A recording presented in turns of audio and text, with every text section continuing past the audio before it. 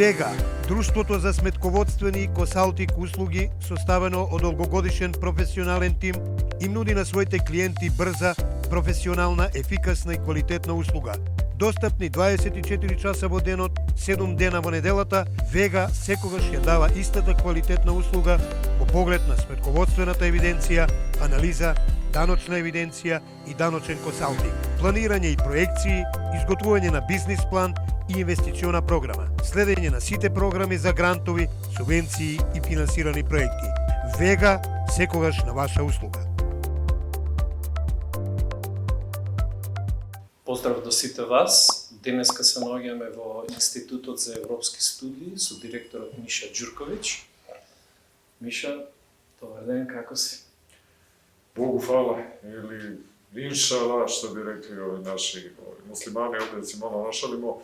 Хвала на позиву и драго ми е да могу да после дужег времена се обратим људима у сме да кажем Македонија, морам да кажем Северна Македонија, сад сме северджани. Ја морам меѓународно да нам Грци не било е пар пута, заиста то сад веќе заживело и чисто људи знају. Dakle, mi neke međunarodne konferencije koje smo imali sa ljudima iz Grčke, ja onako usput zaboravim da kažem Severna, odmah se jave i protestuju. Tako da u međunarodnim forumima smo i mi svi dužni da kažemo Severna Makedonija, jer boste vi rešili da je to sad, kako kaže moj prijatelj, sad ste Severđani. Да, за жал, технички управо сте, но од друга страна ние сме на патот да си ја вратиме републиката во наши раце. Само ќе земе време, само е прашање на време кога ќе си ја вратиме Република Македонија. И тоа е нашата цел. Јас сакам да ти се заблагодарам многу што прифати за овој разговор. Имаме многу за кои што можеме да збориме. Пред некој време Европската комисија и председателката на Европската комисија Урсула ван Лајен беше во регионот, ни додели 6 милиарди евра подкуп и од друга страна отиде во Украина. Во Украина кажа истата дека направила голем прогрес во реформите, а од друга страна Украина последните 2 години ја забрани опозицијата, медиумите, забрани рускиот јазик, ја забрани украинската црква. Што се случува со Европската комисија? Па nije to samo Evropska komisija, to je zapravo ceo projekat Evropske unije. Mi ovde već dugo vremena, da kažem, bavimo se ono što je prvo ljudi treba da znaju. Kad čuje Institut za evropske studije, nažalost, to se po definiciji zamišlja da je neki NGO, nevladina organizacija koja je plaćena da promoviše Evropsku uniju i to. Ne, ovo je ozbiljan državni institut koji se bave studijama Evrope. Dakle, ne samo Evropske unije, za nas je Evropa i Turska, i Rusija, i odnosi Evrope, pred svega Balkana, nama je Balkan najvažniji deo Evrope jer bo tu živimo, i tako dalje. U tom smislu, dakle, mi ozbiljno pokušavamo da pratimo procese i šta se dešava stvarno. To je ono što je osnovni posao. Naravno, svi imamo i svoj normativni neki odnos. Neke kolege podržavaju proces evropske integracije. Ja sam izrazito protiv toga. 2015. godine objavio sam knjigu koja se zove Iluzija Evropske unije, dakle, gde ti nalazi ne samo da nisu opovrgnuti, nego šta više vrlo su aktualni. I neka moja osnovna argumentacija, ono što sam pokušavao da pokažem, zbog čega sam izrazito protiv priključenja i nastavka puta ka Evropskoj uniji, ide u dva pravca. Prvi i osnovni je da to slučaj Srba i srpskog faktora i države Srbije u poslednje 23 godine, od kad smo mi zvanično u procesu evropskih integracija, jako dobro pokazuje, a nažalost i Makedonija i makedonski slučaj bi imao puno toga da pokaže, a to je da se takozvani proces evropskih integracija koristi isključivo kao pokriće i instrument za geopolitičko ovladavanje ovim prostorom i geopolitičko razaranje interesa, pre svega pravoslavnih naroda. Dakle, ne treba da vam pričam koji su uslovi za Makedoniju, na primer, da bi se bilo šta pokrenulo u tom procesu. Prvo su vam napravili rad 2001. godine, pa kad je onda Ohridskim sporazumom postavljeno da je Makedonija već napravila korak u redefiniciji, odnosno jasan put federalizacije, to je ono što oni traže, onda je, dakle, otvoren proces, prihvaćeno je da Makedonija može da bude, da kažem, na putu evropskih integracija i tako dalje. Da bi na kraju ceo proces bio zakočen zbog NATO-a, koji je mnogo važniji za ovu priču nego evropska integracija, kao što vidite, na silu su Crna Gora i Makedonija ugurane tamo. Poslednji su Srbija i Bosna i Hercegovina zbog Republike Srpske koje nisu ugurane tamo, jer su Srbi izrazito, kod nas je preko 80% ljudi izrazito protiv NATO-a, ali oni to takođe pokušavaju na silu. Dakle, Makedonija je pokazala da su uslovi za dobijanje statusa kandidature i počinjanja pregovora bili da faktički odustanete od svog identiteta. Prvo je bilo sa Grcima, onda su došli Bugari sa svojim zahtevima i da u suštini, da probam da to sažmem, kao i kod nas, uslov za evropske integracije nisu oni što ono proklamuje u kopenhaškim kriterijuma, dakle, sećamo se svi vladavina prava, održiva tržišna ekonomija, manjinska prava, nego su pre svega geopolitički evidentno i to, kao što je u slučaju Ukrajine se pokazalo, vrlo jasni geostrateški, georeligijski i tako dalje, a to je, dakle, pre svega da se bude ekspozitura američkog kretanja na zapad i tako dalje. I drugi deo stvari koju sve više potenciramo, to je taj problem kako Evropska unija sebe definiše kao zajednicu vrednosti. S tim što to opet nisu te vrednosti u koje smo mi u ona komunistička vremena verovali da Zapad promoviše, a to su pre svega nezavisno sudstvo, vladavina prava, sloboda govora, sloboda mišljenja. To više nisu, i odgovorno tvrdim, evropske vrednosti. To se bavim recimo praksom Evropskog suda za ljudska prava, gde se vidi kako oni sistemski gaze sve to, uključujući slobodu govora, slobodu izražavanja, i direktno promovišu. Danas su glavne vrednosti LGBT, Q i ostalo. Porodica je nešto što se sistematski uništava, vera svaka, pre svega hrišćanska se, dakle, sistematski progoni i tako dalje. Dakle, kad pogledamo te dve stvari, geopolitičke pritiske i sistem vrednosti, potpuno je jasno da nama tamo nije mesto suštinski. Sad, druga je priča zašto se nominalno nastavljaju sve te stvari, pa zato što, recimo, u Srbiji od 2000-te nijedna vlada nije napravljena van američke ambasade.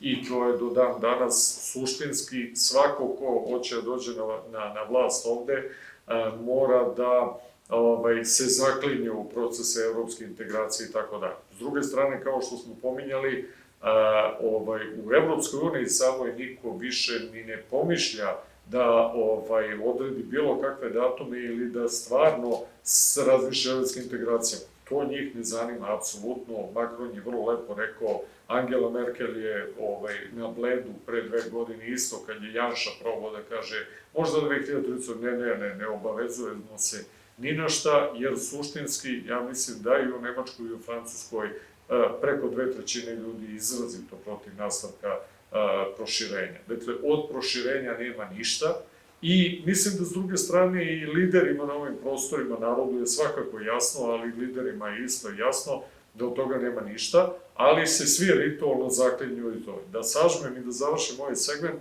dakle, ja često kažem da mi igramo jednu igru u kojoj se oni prave da hoće da nas prime, a mi se sve više pravimo da hoćemo da idemo put Evropske unije.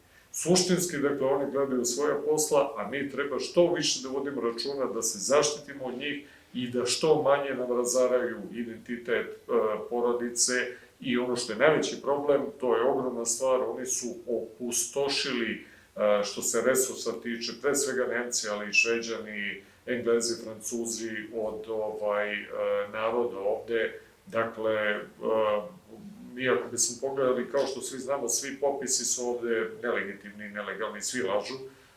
Suštinski otišlo je 100.000, ako ne miliona, pre svega mladih ljudi, ljudi sa porodicama i mladom decom, dakle, od Makedonije do Hrvatske, ja mislim da Hrvatska nema više od 3 miliona ljudi, na primjer. i tako dalje. I mi tu imamo ozbiljan problem kako da probamo da zaštitimo elementarnu demografsku supstancu, jer ako mi tu ne bi dugo živeli, doći neki ljudi iz Afganistana, iz Nigerije i tako dalje. Освојче овој простор, ќе го освои овој простор. Apsolutno. Тоа е многу загрижувачки. А меѓутоа, од друга страна, како што кажа, медиумите и политичките, барем во Македонија, политичките власти и медиумите наметнуваат едно темпо медиумско ЕУ, НАТО, ЕУ, НАТО, ЕУ, НАТО, ЕУ, НАТО. Tako je. И тоа врши пресија за одредени очекувања. Која е одбраната од сето тоа? Pa ne, mislim, teško je odbraniti se, odnosno, ajde probamo ovako, iste priče i ovde. Recimo, prošle godine kad je bila velika fertutma ovde u septembru oko takozvane Evropske nedelje ponosa, odnosno nedelju dana su sve žive gej strukture iz Evrope došle s idejom da ovde zavladaju celim prostorom, narod je izrazito protiv toga. Vlast je naravno s jedne strane obećala crkvi da toga biti neće, a s druge strane obećala Kristoferu Hillu, koji je ovde vama isto poznat, to je čovjek koji je napravio rat u Makedoniji građanski, otvoreno treba reći. Dakle, i onda je tu se nešto napravilo, pa simuliranje, pa na kraju je to naravno održano, ali u manjem obimu i tako dalje. Evo, ono što sam hteo da pokažem, da vi imate ozbiljan problem ogromne odvojenosti naroda od političke i medijske elite. Dakle, jer tada, recimo, u tom trenutku sve televizije sem Happy-a ovde su bile izrazito na pro-gej pozicijama. Iako je sam narod maksimalno protiv toga, ali je to sistem jedne meke okupacije, dakle, gde Amerikanci pre svega preko elite to rade, fondacije, ostale stvari, prilično glupi novinari ili uglavnom novinarke, ružno je što to kažem, koje žele da budu onako fancy i pro-moderne. Dakle, napravi se jedna atmosfera u kojoj u tom zatvorenom krugu, dakle, se gura jedna priča. Naravno, sve se to plaća jako debelo. Ovde američki ambasador ima više desetina miliona dolara koje može da podeli raznim krugovima. Dakle, vrlo targetirano oni to rade i onda vidite jednu situaciju u kojoj su pokrili medijski prostor na silu to. Slična stvar je u Makedoniji, koliko znam, isto, manje više odavde. Imate jedan ozbiljan problem legitimiteta. Ta elita koja funkcioniše u nekom svom zatvorenom prostoru, gde ljudi koji žele da brane ono u šta narod veruje, prosto ne mogu da dođu na medije, ne mogu da dobiju novac da finansiraju sebe, ne mogu bilo šta, mislim sebe, političku stranku, to sve košta i to je jedan zatvoren sistem, vrlo gadan i teško je to da opstane. Kako se od toga braniti? Pa tako što se radi s narodom. Dakle, internet je ozbiljan resurs koji smo mi ovih godina koristili s tim što sad YouTube ide maksimalno da seče sve ovakve podcaste i sve ono što nije pod kontrolom i to u Srbiji baš se vidi kako ide ozbiljna presija. Koristi se, da kažem, alternativni sistemi, strukovna udruženja i crkva ima sve veći značaj, to čujem da je u Makedoniji isto slučaj. Ovde su, Beograd treba dođete recimo nedeljom, crkve su prepune. Dakle, vi vidite da narod ima osjećaj, po pravilu uvek se vraća onome što je kroz istoriju čuvalo neku normalnost. Mi ovde s jedne strane imamo ove realitije bolesne, s druge strane imamo IDJ televiziju koja je katastrofa, dakle, sa ovim potpuno jednim bolesnim sistemom vrednosti koji se isto preliva u ceo region. I vi tačno vidite da mladi ljudi i ljudi iz srednje doba sa porodicima pokušaju da nađu nešto sigurno, normalno, gde su neke vrednosti. Dakle, prosto vratite se nekim elementarnim stvarima. I još jedna stvar koja je jako bitna i tu dosta se ja trudim i mi radimo ovde, da se povezujemo, da se regionalno povezujemo. Recimo, juče smo baš imali jako lepu saradnju, došao nam je kolega iz Mađarske koji je radio fantastičnu knjigu o gender ideologiji. Imali smo to u saradnji, pratili su i ljudi iz Makedonije preko Zooma, bio je vladika Jakov Makedonske pravoslavne crkve sa nama ovde, tako da pravimo te neke mreže ljudi gde učimo i borimo se. I ono pre svega što je važno, to je da sprečimo da to ulazi u škole. To je ključno da uđe u zakone i u škole, dakle, jer oni vrlo targetirano idu na škole i na našu decu sa ovom transgender ludilom, gde u Americi to zaista epidemiju bolesti napravilo kod dece, što pravi trajne i nesagledive posledice po generacije koje sad imaju 14, 15, 16 godina. Apsolutno. Тој контекст на поврзување, што го кажавте, како гледате на идејата на Западен Балкан визави Европската Унија? Дали го гледате поврзувањето на Западен Балкан како еден од можните начини поблиску да се поврзаме ние? Prvo, ceo taj termin Zapadni Balkan je jedna opet njihova geopolitička konstrukcija, dakle, mi kad govorimo o sebi, srpski narod i Srbi gdje su, nikakve veze nemamo sa Zapadnim Balkanom, mi smo centar Balkana, kakve veze ima Makedonija. Makedonija je baš centralni prostor, od kad je sveta i veka to ima od Pašića do Davutoglova, možete pročitati, to ključni prostor, da ne idemo od Vasilja Popovića i nazad, cela priča o Via Militaris, Makedonija je centralna za istočno pitanje. Međutim, opet je to, prosto oni to plaćaju da se to zove, to je pre svega nemačka geopolitička konstrukcija, jugoistok Evrope i Zapadni Balkan. Dakle, ja vrlo gledam da to ne koristimo i da ignorišemo tu celu priču. Mi gledamo Balkan kao celinu, dakle, koje jeste jedan prirodni prostor, dakle, i ono što je bivša Jugoslavija, ali i Bugarska, i Albanija, koja opet ima vrlo specifičan i albanski položaj, kao što znate, vrlo specifičan su ne slovenski narod, međutim, prosto tu živimo i ono što mene zanima je kako da svi zajedno ovde, na neki način opstanemo. Sad tu ima još jedna stvar koja je hipokrizija, odnosno licemerje. Jedna od stvari koju 20 godina možete da čujete od zapadnjaka je termin, recimo, regionalno vlasništvo. To je jedna od tih budalaština, regional ownership, koja se svodi na to da oni nas kao, znate, to je ceo taj prilično rasistički i kolonijalni pristup. Ajde sad kao pa se vi, deco, družite, učite da živite zajedno. Mi smo nekad živjeli zajedno. Vi ste nas rasturili i nahuškali jedne na druge. Vi ste imali interes da sve to rasturite i oni u isto vreme, dakle, s jedne strane nam pričaju kako treba mi da družimo, a zapravo sve rade da sebe učine nekim ko je arbitar u svim stvarima, ko rešava sve probleme, ko nas uči kako ćemo da funkcionišemo, šta ćemo da radimo i tako dalje. Reakcija na to je da se mi ovde trudimo zaista da otvaramo stvarne kontakte. Ajde da kažem, ovde me tretiraju kao relativno opozicionog čoveka, ali umem da kažem i po neku lepu reč o našem predsjedniku, da se malo našali.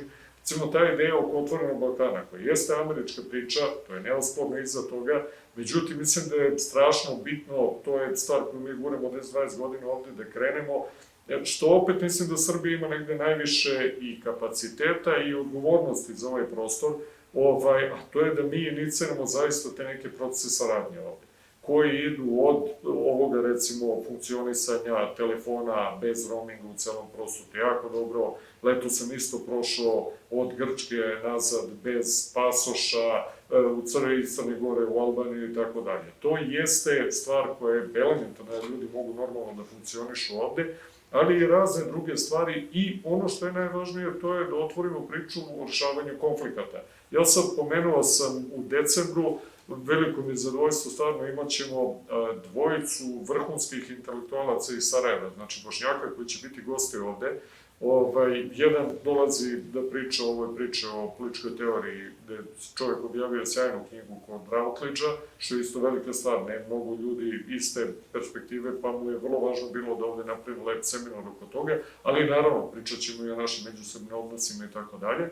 A ovaj drugi čovjek je profesor Šače Filandra, koji je faktički najvažniji bošnjački intelektualac koji dolazi da nam predstavi svoje knjige o bošnjaštvu, u 20. veku i tako dalje i vrlo rado je prihvatio, meni je stvarno bilo vrlo inspirativno da prosto dođe i da predstavi u Beogradu, dakle, gde je vizija kako muslimani u Bosni vide sebe u 21. veku i čak planiramo jedan, ajde kažem, uslovno rečeno malo zatvoreniji razvoj između srpskih intelektualaca i njega, dakle, o priči, o odnosima srpskog i bošnjačkog naroda u 21. veku. Recimo, ja sam ovde, žao mi je što je prošle godine, recimo, preminuo nenadano po čudnim okolnostima muftija Zukorlić, sa kojim smo, na primjer, imali izvanrednu saradnju 21. godine tokom donošenja onih zakona ovde, o rodnoj ravnopravnosti i tako dalje, či počeli smo da prosto to je nešto što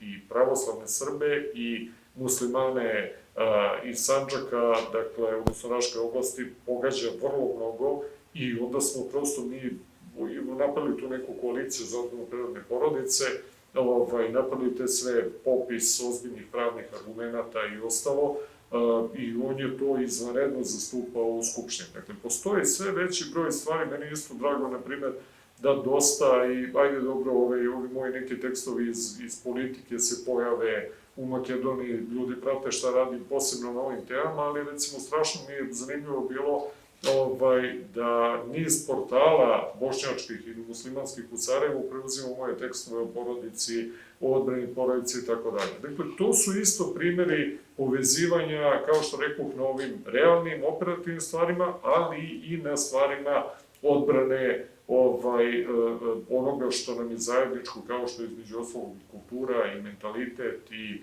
pravo da čuvamo i svoja vina i svoju pesmu i svoje pismo i svoj jezik i tako dalje. Одлично. За крај, како вие гледате реформата што предстои во Европската Унија? Се изгледа дека во овој момент Европската Унија е само еден пион на американската војна геостратегија и надворешна политика и до толку е потисната да било која реформа не може да биде, а да не се начне прашањето за независна европска политика. Nema od toga ništa. To ću kažem, izvinjavam se što sam vas prekinuo, ali što bi rekli kucate na otvorena vrata. Pa prosto ovako, evo da nam mali uvod. Ja dosta putujem i trudim se da iz ovih naših priča, mi smo isto ovde vezani za neke večite svoje stvari, ne se trudi da malo, da kažem, trudim se i mi ovde na institutu da otvorimo neka nova pitanja, da dosta putujem, da vidim kako se ovaj svet menja od Argentine do Australije, Irana, Azerbejdžana i tako dalje. I kao deo toga, poslednjih 10 godina sam se dosta, da kažem, integrisao u razne krugove evropskih i šire konzervativnih intelektualaca, razne pro-life organizacije i tako dalje. Sad često, dok je Merkelova bila na vlasti, često sam pričao s ljudima, pokušavajući da je odbranim, jer ovi, pre svega Nemci, nemački kolege, razni drugi zbog imigracije i to, o njoj su sve najgore govorili. Ja sam govorio, slušajte, bit će mnogo gore kada ona oda. Nemoguće, verujte mi, rekao, vidjet ćete, jer ona je, dakle, sa svim raznim grehovima, opet, na jedan pametan način uspevala da održi nivo emancipacije i nemačkog naroda i privrede, ali i cele Evrope u odnosu na Amerikance na dosta pametan način. Jer ona je, recimo, uspela da odloži rat u Ukrajini, znači, što je evidentno, Amerikanci su još tad hteli da ga pokrenu ovako kako to danas izgleda. Ona je zaustavila dolazak imigracije, potpisala direktno sporazum sa Erdoganom.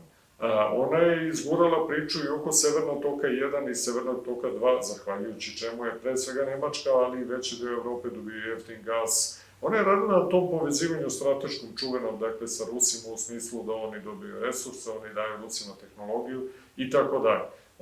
Naravno, bilo je mnogo stvari zbog koga su ljudi tamo s pravom bili nezadovoljni, međutim, koliko je to bilo pametna jedna i značajna politika, pokazalo je koliko se ceo taj sistem urušio u roku od pola godine, bukvalno kad su došli ovi poslednji, koji su zapravo sveli Nemačku na jednu prilično, a time i Evropu i Evropsku uniju, prilično jadnu koloniju Sjedinjenih Američkih Država. I danas, ne samo što imaju ozbiljne ekonomske probleme, kao što ste videli, recesija i sve ono što ih pogađa, ne samo da je nastavili se svi problemi sa dolaskom imigracije u Italiju, Meloni, ništa nije uradila i tako dalje, nego je to sad već ono što je George Friedman govorio ovde, nama treba da se vi ponovo naoružate i da krenete na Rusiju. I u principu ovo liči, Bože me prosti, dosta na 41. negde, I otuci kod Rusa dolazi, ja sam 2 puta bio nedavno tamo, u junu sam bio u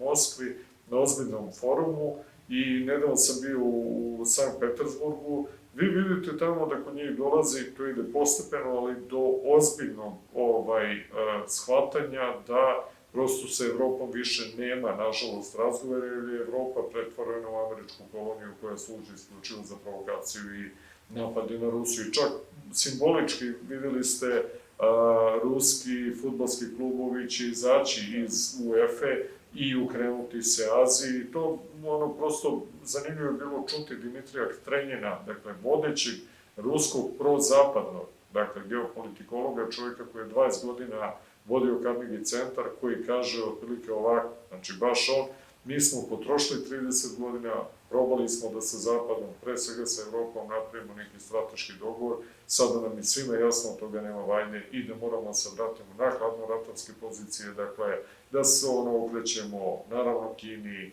Africi, Latinskoj Americi i tako dalje, jer zapadni svet se sada utegao na jedan način koji počinje da biva vrlo opasan. Sledeći korak toga je ogroman naglasak koji se daje na Australiju u okviru cele strateške strukture koja se pravi protiv Kine za zaprečavanje Kine, jer Kina je zapravo glavni target za Amerikanci. Ja mislim da se oni, ukoliko Trump ne bude se vratio na vlast, oni će se spremiti za ozbiljne ratove nadalje. Da vratim nazad, u tom smislu Evropa je potpuno, nažalost, nebitna, svodi se na jednog geopolitičkog patuljka, dakle, koji služi isključivo za američke interese i u tom smislu ne da nema ništa od proširenja, bit će proširenja NATO-a, njih zanima da Ukrajina uđe tu, da probaju i Gruziju da ovuku i da zapravo zaokruži Rusiju. Videli ste, veliki uspeh im je, što je, mislim, tragično za evropsku bezbednosnu arhitekturu, ulazak Finske i vrlo skoro i Švedske u NATO, što je već Fincima napravilo ogromne probleme. Dakle, oni će naravno biti na udaru sada, jer, pazite, to je zemlja s 5 miliona koja je ratovala s Rusijom, ima 1360 km granice sa Rusijom, njima apsolutno to nije trebalo. Ja 2016. godine kad sam bio tamo, kad je bio prethodni talas pritisaka, izrazito je bilo 70% ljudi protiv toga. Međutim, kao što je profesor Heinz Gärtner, koji nedavno dolazi iz Austrije, vodeće ime svetsko za pitanje neutralnosti, otprilike rekao da i kod njih ima u eliti taj vrlo jak sloj kriptoatlantista, koji zbog političke korektnosti i stava naroda se trude da to ne pokažu, ali da čim se naprave geopolitičke i međunarodne okolnosti, oni izguraju tu priču i na silu uteraju. To su uglavnom američki agenti i utice i tako dalje. Situacija je vrlo tragična, vrlo neizvesna, da zaključim, i u tome mi kao mali narodi naravno treba da vodimo računa da što manje budemo moneta za pokusurivanje i otud je u Srbiji ovde strašno bitna priča, to mi isto guramo o neutralnost, mi smo zvanično vojno neutralni, zahvaljujući tome uspeli smo da budemo jedina zemlja uz naravno Belorusiju i Tursku u Evropi, mnogo i Bosnu i Hercegovinu opet zbog Dodika i Srba, koja nije uvela sankcije Rusiji, dakle, i koja na taj način trudi se da očuva i te svoje neke bitne odnose sa Rusima i zbog gasa i zbog drugih stvari, ali i zbog odbrane Kosova i Metohije, koja je, kao što znate, nama fundamentalna i u vrednostnom smislu, ali i u ovom političkom, jer kao što su oni odavno rekli i vojne namere, ako jednog dana prihvatimo mi da to više nije Srbija, oni će krenuti dalje da nas raspačavaju. Кој е вашиот став за односите помеѓу Бугарија и Македонија? Pa sad, kad jedan Srbin odgovara na to pitanje, uvek to može da izgleda ljudima dosta pristrasno. Mi se trudimo, kao što znate, da i sa Bugarskom imamo što je moguće bolje odnose, kad je to naravno moguće i tako dalje. Pratimo, naravno, cela ta priča nam je bitna zbog različitih nivoa i zbog crkvenog pitanja, identitetskog pitanja i tako dalje. Evidentno je da Bugarska vodi vrlo agresivnu politiku generalno prema Makedoniji. Ceo proces zastoja evropskih integracija, kao što znamo, dešava se pre svega zbog insistiranja Bugarske da se faktički Makedonci prihvate da su deo bugarskog etnosa, da je jezik deo bugarskog i tako dalje. Sad, to je pre svega pitanje za makedonski narod.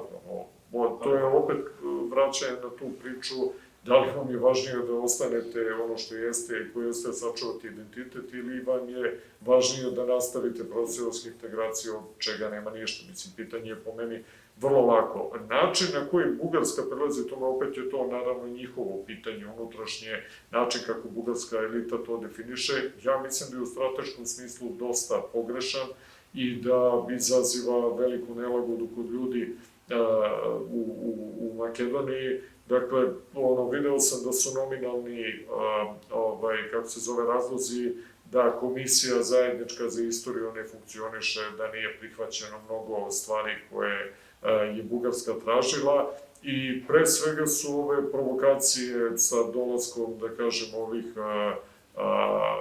ljudi koji pokušavaju da obeleže okupaciju, znači i delovanje, imali smo mi to i u Srbiji, znači u nekoliko navrata, što mislim da je suludo generalno, jer u Bugarskoj mislim da ima mnogo manje od 6 miliona ljudi, ta zemlja imala 9,1 miliona, i da bi Bugarska pre svega, ako bi ja gledao najprijateljskije, što bi rekli, trebalo početi vodi računa da sačuva ono što ima. Jer ja mislim da unutar same Bugarske su strahovito loši procesi demografskog pada i promjene izmene struktura stanovništva u kojoj Turci, pomaci i imigracija će polako...